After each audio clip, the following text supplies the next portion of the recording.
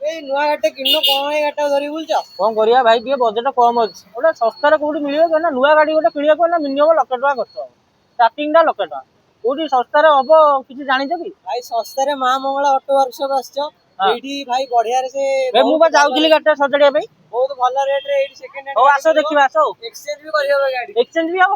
ଆସ ଦେଖିବା ଆସ ଏଇଟା ଟିକେ ଦେଖିଲେ କଣ ହେଇଛି କେତେ ଦିନ ଲାଗିବ କାମ କରିବାକୁ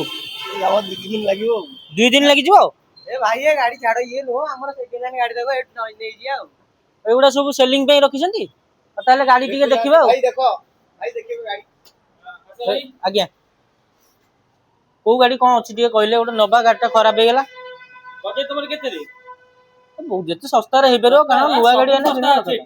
ଟଙ୍କା ଆମର 10 ରୁ ଷ୍ଟାର୍ଟ ହଉଛି ଯାଇ 10,000 ରୁ ଷ୍ଟାର୍ଟିଂ ଷ୍ଟାର୍ଟିଂ 10,000 ଭଲ ଭଲ ଗାଡି ମାନେ ଆମର ପୁରୁଣା ମଡେଲ ভিন্টেଜ ମଡେଲ ଗାଡି ଦେଖନ୍ତୁ ଗୋଟେ ଭଲ ଗାଡି ଟିକେ ଦାও ସ୍କୁଟିଟା କେତେ ଅଛି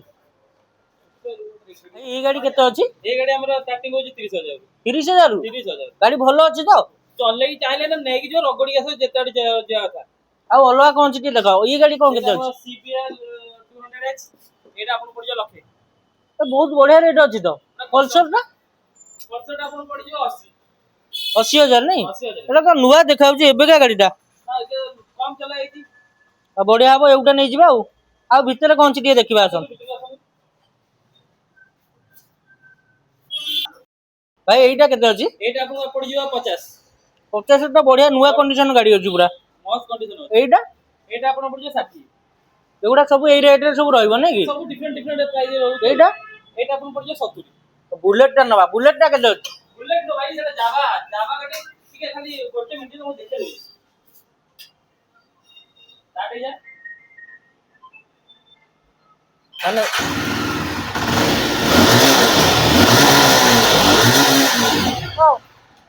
ଗାଡିଟା ପୁରା ବଢିଆ ଅଛି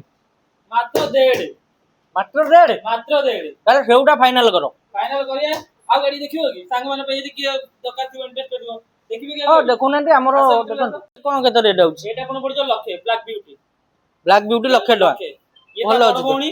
ମାତ୍ର 1,20,000 ଇଟା ବଡ ଭଉଣୀ 1,20,000 ବଢିଆ ପ୍ରାଇସ୍ ଅଛି ତ ଆଉ ଏଇଟା ଆପଣ ପଡିଯିବ ପଲସର 200 ଟା ମାତ୍ର 1,70,000 ଏଟା ମୋ ଗୋଡ ପାଇବ ତ ପାଇବ ତ ବସିକି ଦେଖ ରେଡି ତାହେଲେ ଏଇଟା ଫାଇନାଲ କରିଦବା ଆଉ ଠିକ ଅଛି ସବୁ ଗାଡି ତ ଯୋଉ ଗାଡି ଦେଖୁଛି ସବୁ ତ ମୋର ପସନ୍ଦ ହଉଛି କିନ୍ତୁ ନେବି କୋଉଟା